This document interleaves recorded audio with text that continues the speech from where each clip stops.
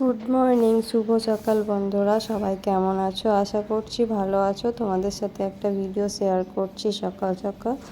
তো ভিডিওটা দেখো, আশা করি ভালো লাগবে। দেখো, ঘুম থেকে উঠে আমি ঠাকুরকে প্রণাম করে কালকে থেকে আমি একটাও বাসন মাজিনি, সেগুলো সব অগোছালো হয়ে পড়ে আছে। আর পাশে দেখো কত সবজি মবজি কেটে রেখেছিলাম, ওগুলো পড়ে আছে, একটা কিছু ফেলিনি। আর কালকে আমার কোনো কাজ করতে ভালো লাগছিল না। আর বাসনগুলো সব ছড়িয়ে ছিটিয়ে পড়ে আছে, ওগুলোকে একটা একটা করে গুছিয়ে নিলাম। গুছিয়ে নেওয়ার পরে কলপাড়ে দেখো আমি জল দিয়ে কিছুক্ষণকার জন্য ভিজিয়ে রাখছি। ভিজিয়ে রাখার পরে আমি যে ময়লাগুলো ছিল সেগুলোকে আমি একটা একটা করে তুলে পরিষ্কার করে নিচ্ছি, যাতে ঘরটা দেখতে ভালো লাগে। আর এতটাই নোংরা হয়ে পড়েছিল, নিজেদের দেখে খারাপ লাগছিল।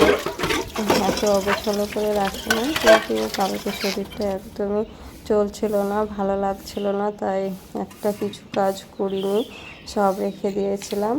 আর ঘুম থেকে উঠে তার আগে আমি বিছানাটা ঝেড়ে নিয়েছি। ঝেড়ে নেওয়ার পরে আমি বাসনগুলো পড়ে আছে, ওগুলোকেই ধুয়ে নিচ্ছি। তা ঘুম থেকে উঠে আমি বাইরে বের হলাম। তা দেখলাম ডাস্টবিনটা কিসে ফেলে দিয়েছে জানি না, বেড়ালে আশা করি ফেলে দিতে পারে, বেড়ালে। তো দেখে আমার প্রচণ্ডই রাগ উঠে গেল। তারপরে আমি বালতিটাকে তুলে রাখলাম। রাখার পরে এদিকে দেখো যে ঘরে পেঁয়াজের খোসা, তারপরে আলু সিদ্ধ করেছিলাম কালকে, আলু সেদ্ধ খেতে পারিনি, আলু সেদ্ধ, তারপরে ভাতগুলো একদম শুকিয়ে গেছে, ওগুলো সব পড়েছিল। দেখো কতটাই নোংরা লাগছিল, সেগুলোকে সব হাতে করে পরিষ্কার করে দিলাম। আর কলপারে যে বাসনগুলো ভিজিয়ে রেখেছিলাম এগুলোকে একটা একটা করে এবার মেজে নেব। মেজে নেওয়ার পরে এগুলোকে ধুয়ে রাখবো।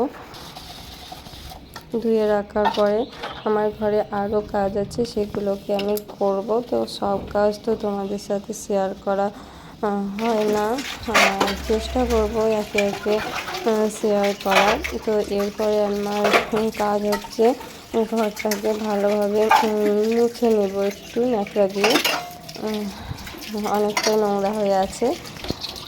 আর তারপরে আরও কাজ আছে, রান্না টান্না বসাতে হবে, তারপরে ঠাকুর পুজো করতে হবে।